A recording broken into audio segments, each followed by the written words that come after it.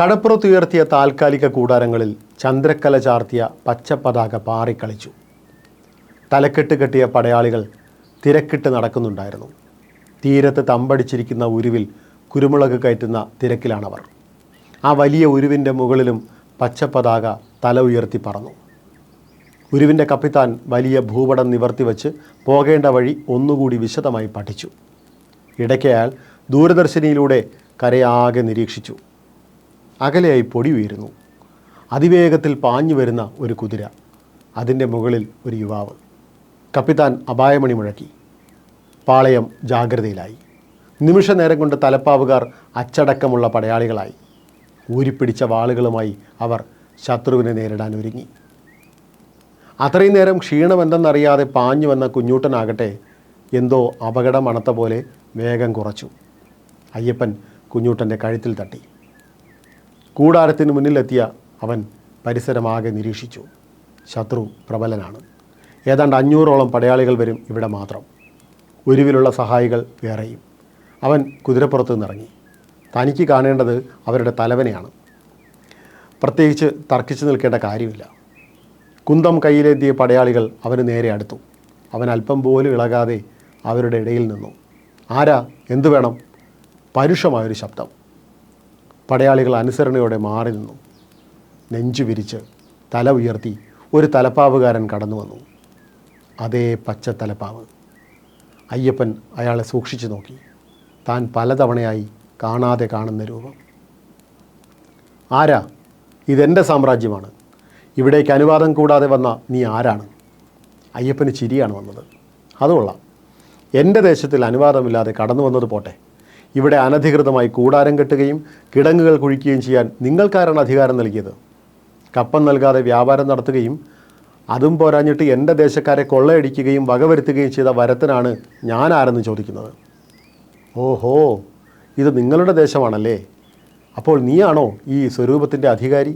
അത് നന്നായി. അധികാരമുള്ള ഒരാളെ കാണാൻ കാത്തിരിക്കുകയായിരുന്നു ഞാനും. എന്നാൽ കേട്ടോളൂ, ഞാനാണ് ഈ ദേശത്തിൻ്റെ അധികാരി. നീ ചവിട്ടി നിൽക്കുന്ന മണ്ണിൻ്റെ അധികാരി. അയ്യപ്പൻ തല ഉയർത്തിയെന്ന് പറഞ്ഞു. തലക്കെട്ടുകാരൻ ഒന്ന് പതറി. ചെക്കൻ ധൈര്യമുള്ളവനാണ്. എന്നാൽ അധികാരി അറിയാനായി ഒരു കാര്യമങ്ങ് പറഞ്ഞേക്കാം. ഞാൻ ബാവർ.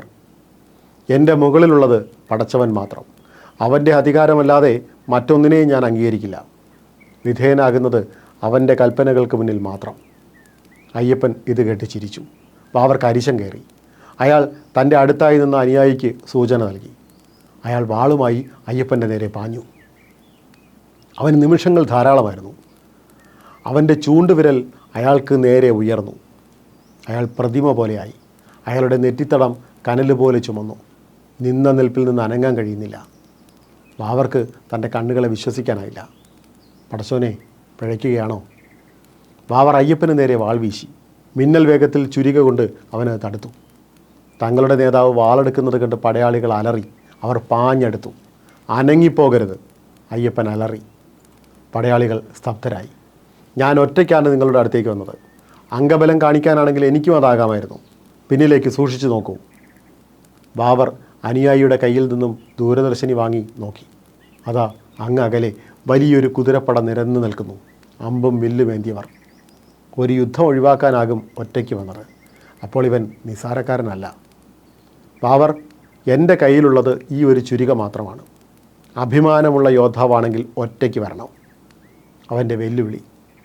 ബാബർ തൻ്റെ അനുചരന്മാരെ വിലക്കി. അയാൾ വാളുയർത്തി പ്രാർത്ഥിച്ചു.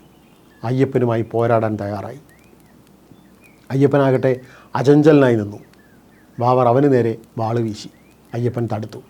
തലങ്ങും വിലങ്ങും അയാൾ വാൾ ചുഴറ്റി. അവൻ അസാമാന്യമിടുക്കോടെ അത് തടഞ്ഞു. ചാടി ഉയർന്ന് വേഗത്തിൽ ആക്രമിക്കുന്ന ബാബർ അയ്യപ്പനും അത്ഭുതമായിരുന്നു. പക്ഷേ അവൻ ഓരോ വെട്ടും തടുത്തു. തിരിച്ചാക്രമിച്ചതുമില്ല. ആ നിമിഷം ബാബറുടെ മനസ്സിലൂടെ കടന്നുപോയതും അതാണ്. പ്രതിരോധം മാത്രമാണ് ഇവൻ ചെയ്യുന്നത്. ഇടയ്ക്ക് ബാബർ അവൻ്റെ കണ്ണുകളിലേക്ക് നോക്കി. മാരക വേഗത്തിൽ വീശിയടിക്കുന്ന വാൾ തടയുമ്പോഴും ആ കണ്ണിൽ ശാന്തത. അവൻ്റെ കണ്ണിലേക്ക് നോക്കി പൊരുതാൻ കഴിയുന്നില്ല. അയാളെ അത് കൂടുതൽ ദുർബലനാക്കുന്നത് പോലെ. ബാബർ വാശിയോടെ ആക്രമിച്ചു. ഒട്ടും കുലുങ്ങാതെ അയ്യപ്പനും. ബാബർ തളർന്നു തുടങ്ങി. അയ്യപ്പനാകട്ടെ കൂടുതൽ കരുത്ത് കിട്ടിയതുപോലെ. ബാവരുടെ മുഖത്ത് ക്ഷീണം പ്രകടമായി. മുകളിൽ കത്തിജ്വലിക്കുന്ന സൂര്യൻ അയാളെ തളർത്തി. അയാൾക്ക് കണ്ണ് കാണാനാവാത്തതുപോലെ. വാള് വീശുന്നത് എങ്ങോട്ടൊക്കെയോ ആയി. അയ്യപ്പൻ ഓരോന്നും ഒഴിഞ്ഞു മാറി. ഒടുവിൽ ബാവർ മുട്ടുകുത്തി. അയാൾ അയ്യപ്പൻ്റെ മുഖത്തേക്ക് അത്ഭുതത്തോടെ നോക്കി. അവൻ പുഞ്ചിരിച്ചു. അവൻ്റെ തലയ്ക്ക് മുകളിൽ കത്തിയെരിയുന്ന സൂര്യൻ. ആ വെളിച്ചത്തിൽ അവൻ്റെ മുഖം അവ്യക്തം. അവൻ്റെ തലയ്ക്ക് ചുറ്റും ഒരു പ്രഭാവലയം. ബാവർക്ക് എന്ത് ചെയ്യണമെന്നറിയില്ല. ജീവിതത്തിൽ ആദ്യത്തെ അനുഭവമാണ്. അജയ്യനായ ബാവർ ആദ്യമായി അടിപതറിയ ബാവരായി. അയ്യപ്പൻ ചുരിക അരയിൽ തൂക്കി. ബാവർ അത്ഭുതപ്പെട്ടു. വേണമെങ്കിൽ ഇപ്പോൾ അവന് തന്നെ കൊല്ലാമെന്ന് അയാൾ ഓർത്തു. അയ്യപ്പൻ ബാവരെ പിടിച്ചെഴുന്നേൽപ്പിച്ചു. അയാളെ സ്നേഹത്തോടെ അഭിവാദ്യം ചെയ്തു. താങ്കൾ ഒരു വീറുള്ള പോരാളിയാണ്. ആ പോരാട്ടത്തിന് അഭിവാദ്യങ്ങൾ. ബാവർ അമ്പരന്നു. അയാൾ ആകെ തളർന്നു. ആരാണ് നിങ്ങൾ? ഇനി പറയൂ. ഞാൻ അയ്യപ്പൻ, പന്തളം ദേശത്തെ സൈന്യാധിപൻ. അയ്യപ്പനെക്കുറിച്ച് ബാവർ കേട്ടിരുന്നു. പക്ഷെ ഇത്രയും ചെറുപ്പമാകുമെന്ന് കരുതിയില്ല. എൻ്റെ ചോദ്യത്തിന് സമാധാനം പറയണം. എന്തിനാണ് എൻ്റെ ദേശക്കാരെ ദ്രോഹിക്കുന്നത്? എന്തിനാണ് അവരെ കൊള്ളയടിക്കുന്നത്? 5 നേരം നിസ്കരിക്കുന്ന ഒരു മുസൽമാനാണ് ഞാൻ. പടച്ചോന് നിരക്കാത്തതൊന്നും ഇതുവരെ ചെയ്തിട്ടില്ല. ഞാൻ പോരാടുന്നത് ഉദയനോടാണ്. അവൻ്റെ കഥ കഴിക്കലാണ് എൻ്റെ ജീവിതവ്രതം. അതിനായി നടക്കുന്ന ഞാൻ എന്തിനാണ് നിങ്ങളുടെ ആൾക്കാരെ കൊല്ലുന്നത്? അന്യൻ്റെ ഒന്നും ഞാൻ കട്ടെടുത്തിട്ടില്ല. അയ്യപ്പൻ ഒന്നും മനസ്സിലായില്ല. കുഞ്ഞു വരൂ, അകത്തിരുന്ന് സംസാരിക്കാം. ബാവർ അയ്യപ്പനെ കൂട്ടി താവളത്തിലേക്ക് പോയി. സേവകരോടും പടയാളികളോടും പുറത്തു പോകാൻ അയാൾ കൽപ്പിച്ചു. ഞാൻ ബാവർ, ആലിക്കുട്ടിയുടെയും പാത്തുമ്മയുടെയും മകൻ. നിങ്ങൾ എന്നെക്കുറിച്ച് കേട്ടതൊക്കെ കെട്ടുകഥകളാണ്, പെരുന്നുണകൾ. കരിമലയിൽ കോട്ട കെട്ടി വാഴുന്ന ഉദയനെ നേരിടാനാണ് ഞാൻ ഈ നാട്ടിൽ വന്നത്, പെരുമ്പാറ്റയുടെ കഥ കഴിക്കാൻ. എല്ലാ കൊള്ളയും വാവരുടെയും കൂട്ടരുടെയും തലയിൽ കെട്ടിവെക്കാനാണ് അവൻ തലപ്പാവ് ചൂടി കക്കാനിറങ്ങുന്നത്. കുറ്റം വാവരുടെ തലയിലാകുമല്ലോ. ആട്ടെ, എന്താണ് പെരുമ്പാറ്റയോട് ശത്രുത ഉണ്ടാവാൻ കാരണം? എല്ലാം വിശദമായി ഞാൻ പറയാം. കുഞ്ഞ് ഇന്നിവിടെ കഴിയണം. നമ്മുടെ അതിഥിയായി, നമ്മുടെ ചങ്ങാതിയായി. പന്തളം പുതിയ പടകൂട്ടുന്നതിൻ്റെ വിശേഷങ്ങളൊക്കെ കേട്ടിരുന്നു. ഏതോ അയ്യപ്പനാണ് തലവനെന്നും കേട്ടു. ആദ്യം അതൊക്കെ കേട്ടപ്പോൾ പുച്ഛമാണ് തോന്നിയത്. ചോളപ്പടയുടെ കരുത്ത് എനിക്ക് നന്നായി അറിയാം. പക്ഷേ ഇപ്പോൾ ഒരു പ്രതീക്ഷയുണ്ട്. ഈ നാടിന് നട്ടലുള്ളൊരു പോരാളിയെ കിട്ടിയിരിക്കുന്നു. ഒരുപാട് പറയാനുണ്ട്, ഒരുപാട്. അയ്യപ്പൻ ബാവരെ ശരിക്കും നിരീക്ഷിക്കുകയായിരുന്നു. ഓരോ മനുഷ്യനും ഒരു വടവൃക്ഷമാണ്. ഇലയോ തടിയോ കണ്ട് വിലയിരുത്താനാവില്ല. അതിന് തായ്വേരിനെ അറിയണം, അതിൻ്റെ ആത്മാവിനെ തൊടണം. അയ്യപ്പൻ ഓർത്തു. നേരെ വേറെയായി. നക്ഷത്രങ്ങൾ തെളിഞ്ഞ ചന്ദ്രക്കല ചൂടിയ ആകാശം. ബാവർ കൂടാരത്തിൽ ചിന്തയിലാണ്ടിരുന്നു. എന്തിനും അജയ്യനാണ് താനെന്നൊരു ചിന്ത കുറേ കാലമായി കൂടെയുണ്ട്. തനിക്ക് ശേഷം പ്രളയമെന്ന ചിന്ത. അതിനെയാണ് തൻ്റെ പകുതി വയസ്സ് മാത്രം പ്രായമുള്ളൊരു യുവാവ് തകർത്തെറിഞ്ഞത്. ഒരു ശത്രുവിനെ പോലെ വന്ന അവൻ ഇന്നിതാ തൻ്റെ പാളയത്തിൽ സ്വച്ഛമായി കിടന്നുറങ്ങുന്നു. ഇങ്ങനെ സുഖമായി ഉറങ്ങണമെങ്കിൽ അവൻ്റെ മനസ്സ് എത്രമാത്രം കളങ്കരഹിതമായിരിക്കണം. അവൻ്റെ പടയാളികളെ അവൻ തിരിച്ചയച്ചിരുന്നു. ഇപ്പോഴിതാ ഒറ്റയ്ക്ക് പാളയത്തിൽ വിശ്രമിക്കുന്നു. തന്നെ എത്രമാത്രം വിശ്വാസം ഉണ്ടാവണം. ശത്രുവിൻ്റെ പാളയത്തിൽ ഇതുപോലെ കിടന്നുറങ്ങാൻ തനിക്ക് കഴിയുമോ? താൻ നേരെ ഉറങ്ങിയിട്ട് തന്നെ എത്ര കാലമായി?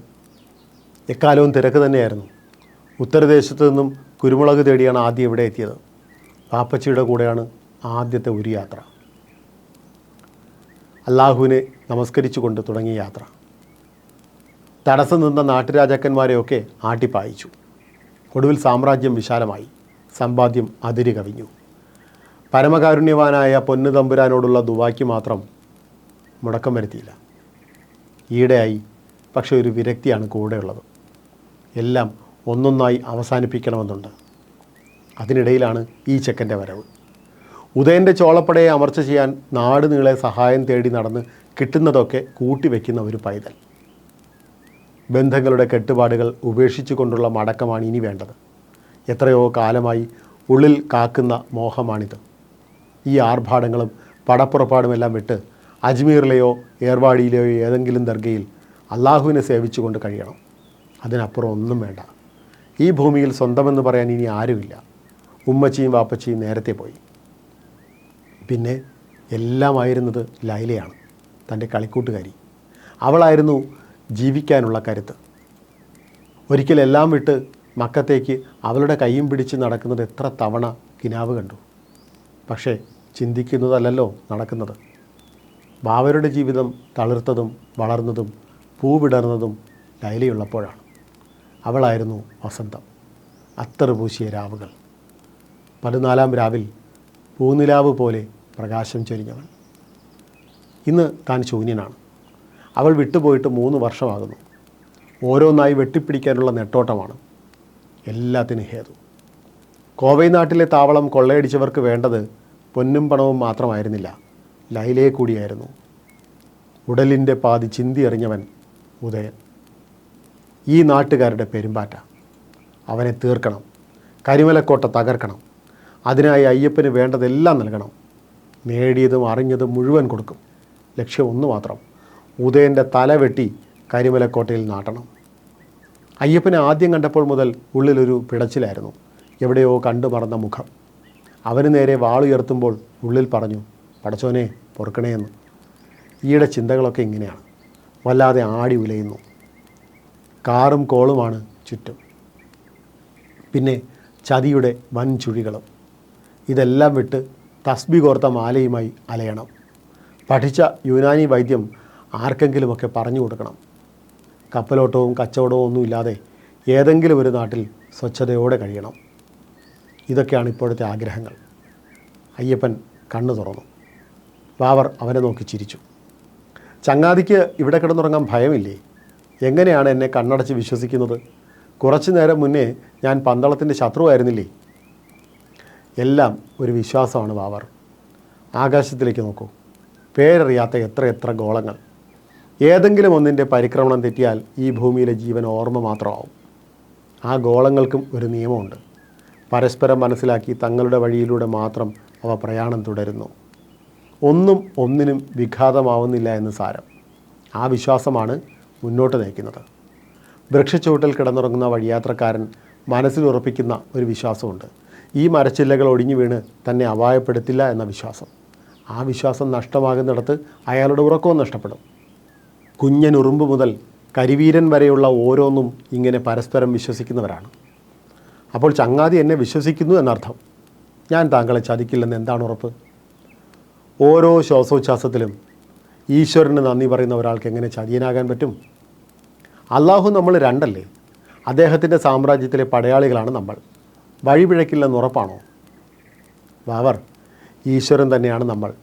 വിശന്നു വലഞ്ഞവന് ആഹാരം കൊടുക്കാൻ നമുക്ക് തോന്നുന്നത് നമ്മുടെ ഉള്ളിൽ അദ്ദേഹം ഉള്ളതുകൊണ്ടാണ്.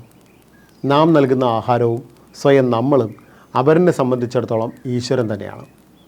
ഈ പ്രപഞ്ചം മുഴുവൻ നിറയുന്ന ചൈതന്യം തന്നെയാണ് നമ്മിലും കുടികൊള്ളുന്നത്. അതിനാൽ അവനും നമ്മളും ഒന്നു തന്നെ. അനൽ ഹക്ക് തൻ്റെ സൂഫി ഗുരു പറഞ്ഞത് ബാവർ ഓർത്തു.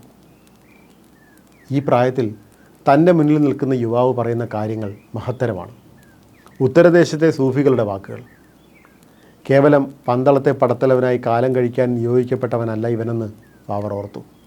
ബാവർ അവൻ്റെ അടുത്ത് ചെന്നിരുന്നു. അവൻ്റെ കൈകൾ മുറുക്കെ പിടിച്ചു.